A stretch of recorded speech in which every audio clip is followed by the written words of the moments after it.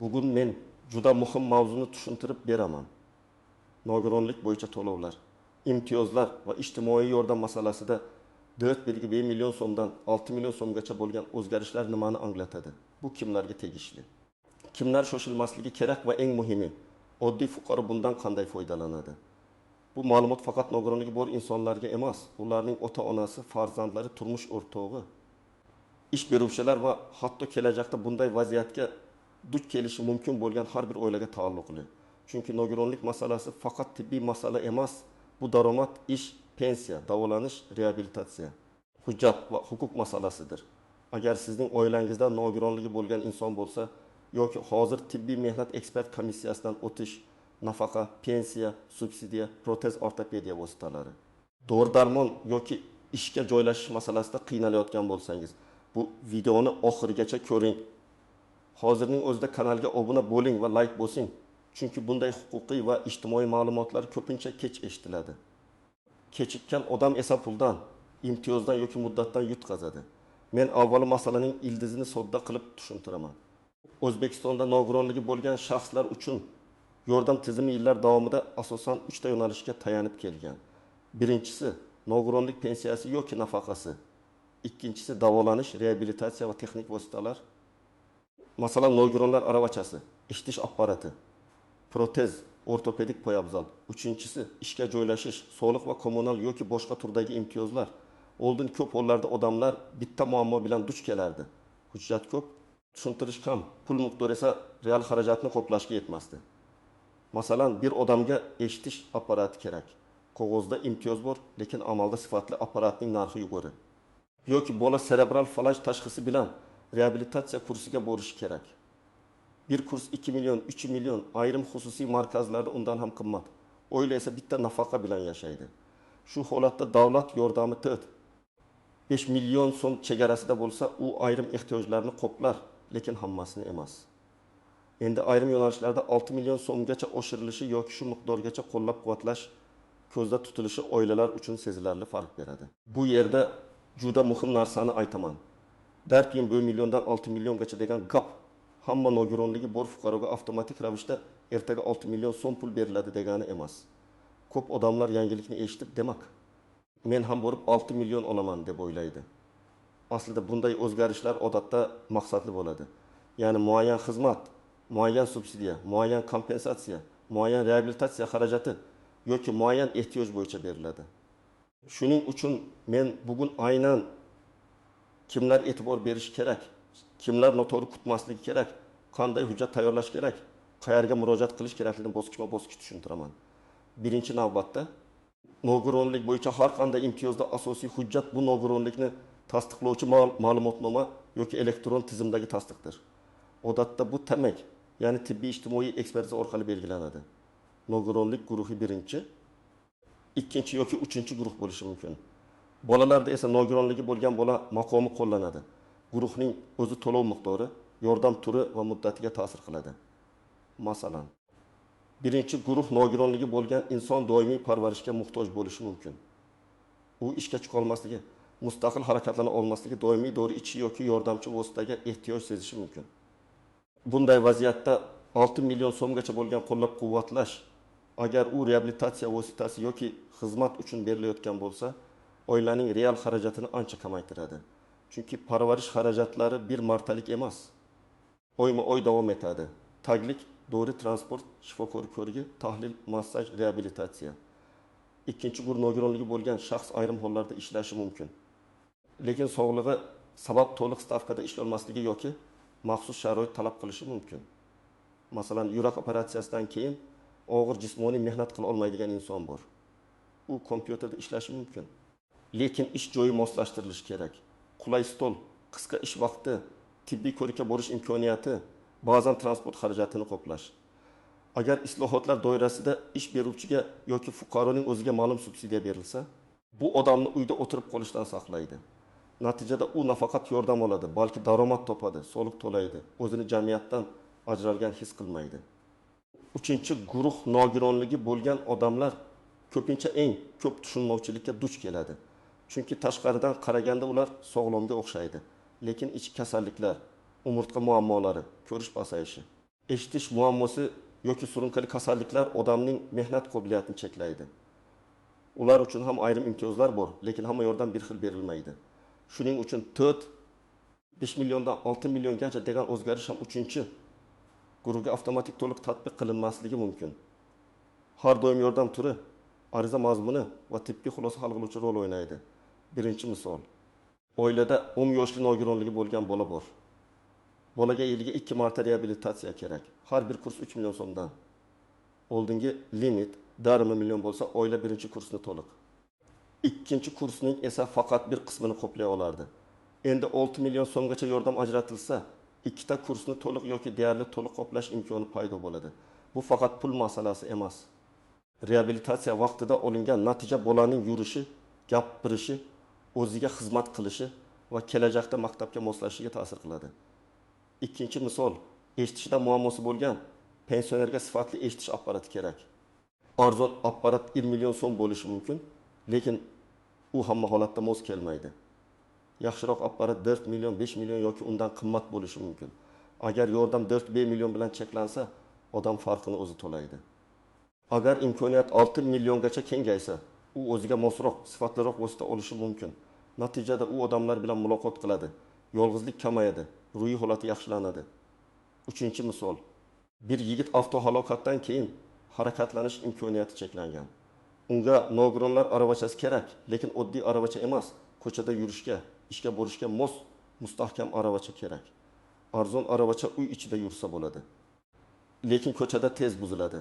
Agar davlat yoki jamg'arma orqali beriladigan kompensatsiya miqdori oshsa, bu yigit arzon va noqulay vosita bilan cheklanib qolmaydi. U o'qishga, ishga, davlat idorasiga borishi mumkin bo'ladi. Bir qarashda bu faqat aravacha, lekin aslida bu mustaqillik. To'rtinchi misol, ikkinchi guruh nogironligi bor ayol tikuvchilik qilishni biladi. U uyda kichik ish boshlamoqchi.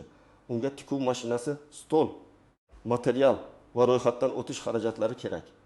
Agar ijtimoiy qo'llab-quvvatlash yoki bandlik yo'nalishidagi subsidiya mavjud bo'lsa, darpig'i million o'rniga 6 million so'mgacha yordam unga real start beradi. U bitta buyurtmadan keyin ikkinchisini oladi. Keyin qo'shnisini ishga jalb qiladi. Shu tarzda ijtimoiy yordam passiv pul emas, daromad keltiruvchi imkoniyatga aylanadi. Men buni aniq aytaman, eng avvalo tibbiy xulosasi bor. Lekin hali imtiyozlardan to'liq foydalanmayotgan oilalar e'tibor berishi kerak. Ko'p odamlar menga baribir hech narsa berishmaydi deb yuradi. Aslida muammo ko'pincha huquq yo'qligida emas, ariza berilmaganda yoki noto'g'ri berilganda bo'ladi. Ikkinchi toifa nogironlik muddati tugayotganlar. Agar sizning ma'lumotnomangiz muddatli bo'lsa, muddat tugashidan oldin harakat qilish kerak. Kechiksangiz, to'lovda uzilish bo'lishi mumkin. Tizim elektron bo'lsa ham, tibbiy hujjatlar, tekshiruvlar, shifokor xulosasi vaqt oladi. Uchinchi toifa bolasi nogironligi bo'lgan ota-onalar. Bolalar bo'yicha yordamlar ko'pincha alohida tartibda ko'riladi. Reabilitatsiya, maktabga tayyorlash, transport, parvarish, dori-darmon, maxsus ta'lim vositalari kabi xarajatlar bo'yicha imkoniyatlar bo'lishi mumkin. Lekin ota-ona qayerdan boshlashni bilmayman deb yuraversa, vaqt o'tadi. Bola esa aynan hozir yordamga muhtoj bo'ladi. To'rtinchi toifa ish beruvchilar. Nogironligi bor shaxsni ishga olish faqat savob yoki ijtimoiy mas'uliyat emas. Ayrim hollarda imtiyoz, subsidiya va qo'llab-quvvatlash ham bo'lishi mumkin. Lekin ish beruvchi rasmiylashtirmasa, mehnat shartnomasi tuzmasa, ish joyini moslashtirmasa, keyin xodim himoyada bo'ladi. Ish beruvchi imtiyozdan foydalana oladi. Kimlar shoshilmasligi kerak? Agar sizda nogironlik maqomi yo'q bo'lsa, faqat kasallik borligi uchun darhol 6 million so'm olaman deb o'ylamang. Avval tibbiy tashxis, keyin ekspertiza, keyin ehtiyojni tasdiqlash, keyin ariza. Yana bir holat. Agar siz allaqachon bir xil yordamni olgan bo'lsangiz, uni qayta olish muddati bo'lishi mumkin. Masalan, ayrim texnik vositalar har yil emas, belgilangan xizmat muddati tugagach almashtiriladi.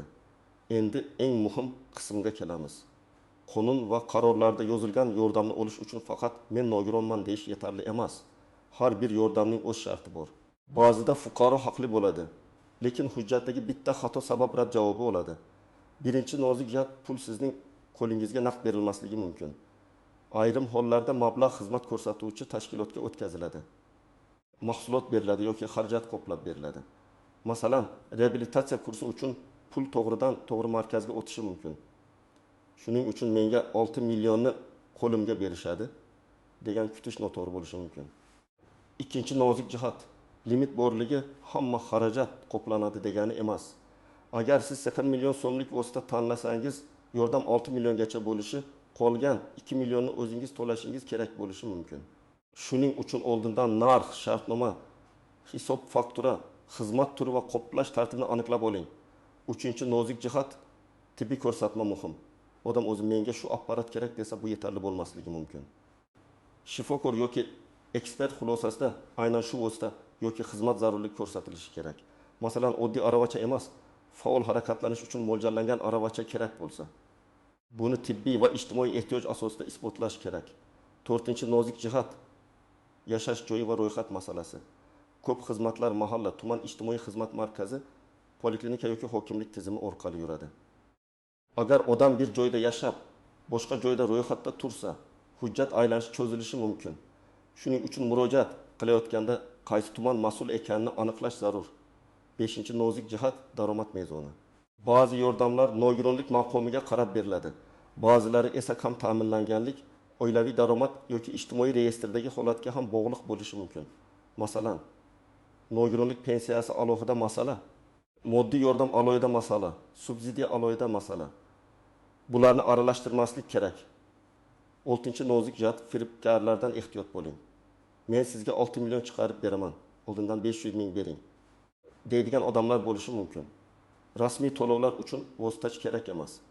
Siz davlat xizmatlari markazi, mahalla ijtimoiy himoya organlari, poliklinika va rasmiy portallar orqali murojaat qilishingiz kerak.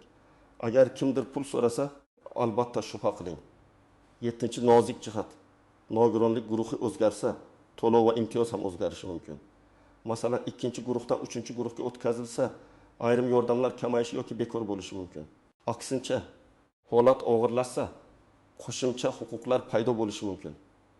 Shuning uchun ekspertiza xulosasini diqqat bilan o'qish kerak. Endi men sizga aniq yo'l xaritasini beraman. Birinchi qadam. Qo'lingizdagi barcha tibbiy hujjatlarni tartibga keltiring. Bunga tashxislar, shifokor xulosalari, kasalxonadan chiqish varaqalari, analizlar, MRT yoki rentgen javoblari, dori ro'yxati, reabilitatsiya tavsiyalari kiradi. Hujjatlar qancha tartibli bo'lsa, murojaat shuncha oson kechadi. Ikkinchi qadam, nogironlik maqomingizni tekshiring. Ma'lumotnoma muddati o'tmaganmi? Guruh to'g'ri ko'rsatilganmi? Mehnatga layoqat bo'yicha cheklovlar yozilganmi? Reabilitatsiya dasturi bormi? Shularni ko'ring. Agar hujjat elektron tizimda bo'lsa ham o'zingizda nusxasi bo'lsin. 3-qadam. Ehtiyojingizni aniq yozing. Yordam kerak deb umumiy yozmang. Masalan, menga eshitish apparati olish uchun kompensatsiya kerak. Farzandimga reabilitatsiya kursi uchun yo'llanma yoki xarajatni qoplash kerak. Nogironlar aravachasini almashtirish zarur. Ish joyimni moslashtirish uchun subsidiya kerak. Ariza qancha aniq bo'lsa, javob ham shuncha aniq bo'ladi. 4-qadam, mahalladagi ijtimoiy xodim yoki tuman ijtimoiy himoya bo'limiga murojaat qiling. Hozir ijtimoiy himoya tizimi bosqichma-bosqich manzilli ishlashga o'tyapti. Siz o'zingizni ro'yxatga oldiring. Vaziyatingizni tushuntiring. Qaysi yordam turlari mavjudligini yozma yoki rasmiy tartibda so'rang. Og'zaki gap bilan cheklanib qolmang. 5-qadam, davlat xizmatlari markazi yoki myponka.gov. Uz orqali tegishli xizmatlarni tekshiring. Ko'p odamlar hali ham hamma ish faqat idora yurish bilan bo'ladi deb o'ylaydi. Aslida ayrim arizalarni elektron berish mumkin. Agar o'zingiz bilmasangiz, farzandingizdan, qo'shningizdan yoki DXM xodimidan yordam so'rang. 6-qadam, xarajat bo'lsa oldindan tasdiqlatmasdan katta pul sarflamang. Masalan, siz 6 million so'mlik apparatni o'zingiz sotib olib, keyin endi qoplab beringlar desangiz, tartib bo'yicha qoplanmasligi mumkin. Avval qaysi hujjat kerak, qaysi tashkilotdan olish mumkin? Qoplash tartibi qanday? Chek va shartnoma talab qilinadimi? Shuni aniqlang. 7-qadam, rad javobi olsangiz, sababini yozma oling. Bo'lmaydi degan og'zaki javob hujjat emas. Siz rad etish sababi yozma berilsin deb so'rashga haqlisiz. Sabab yozilsa xatoni tuzatasiz yoki yuqori turuvchi organga shikoyat qilasiz. Ba'zida rad javobining sababi juda oddiy bo'ladi.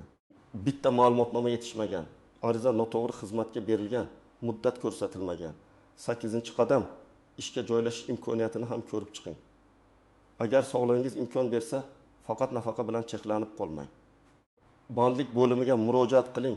Kasb o'qitish, uyda ishlash, masofaviy ish, kichik tadbirkorlik, subsidiya dasturlari haqida so'rang. nogironligi bor insonning ishlashi uning nafaqasini har doim bekor qiladi degan noto'g'ri tushuncha bor. Har bir holat alohida ko'riladi. Shuning uchun rasmiy maslahat oling. 9-qadam oilaviy byudjetni hisoblang.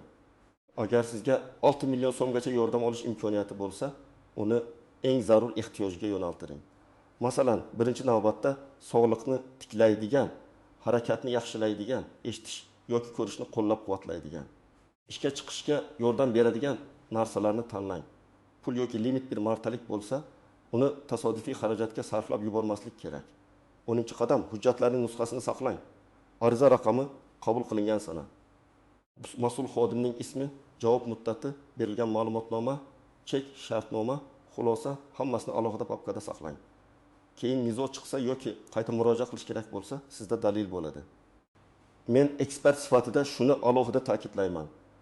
Nogironlik bo'yicha yordam miqdorining oshirilishi faqat raqam o'zgarishi emas. 4,5 milliondan 6 milliongacha bo'lgan farq 1,5 million so'm. Kimdir bu juda katta pul emas deyishi mumkin. Lekin real hayotda aynan shu 1,5 million so'm bir bolaning qo'shimcha reabilitatsiya mashg'ulotiga, sifatli dori kursiga, yaxshiroq eshitish apparatiga, transport xarajatiga yoki ish boshlash uchun kerak bo'lgan uskunaga yetishi mumkin. Davlat ijtimoiy himoyani faqat nafaqa berish tizimidan xizmat ko'rsatish tizimiga o'tkazishga harakat qilmoqda. Ya'ni insonni shunchaki yordam oluvchi sifatida emas, imkoniyati bor fuqaro sifatida ko'rish kerak. Agar odamga to'g'ri aravacha berilsa, u ishga boradi. Agar bolaga vaqtida reabilitatsiya berilsa, u maktabga yaxshiroq moslashadi. Agar eshitish apparati sifatli bo'lsa, odam muloqotga qaytadi. Agar ish beruvchiga moslashtirish xarajati qoplansa, nogironligi bor xodim doimiy daromadga ega bo'ladi. Lekin islohotdan foyda bo'lishi uchun fuqarolar ham faol bo'lishi kerak. Hujjat tayyorlamagan, ariza bermagan, muddatni kuzatmagan odamning huquqi qog'ozda qolib ketadi. Men doim aytaman, ijtimoiy himoya tizimida eng kuchli qurol bu tartibli hujjat, aniq ariza va o'z huquqini bilishdir. Bugun biz nogironlik bo'yicha 5 million so'mdan 6 million so'mgacha bo'lgan o'zgarishlar nimani anglatishini ko'rib chiqdik.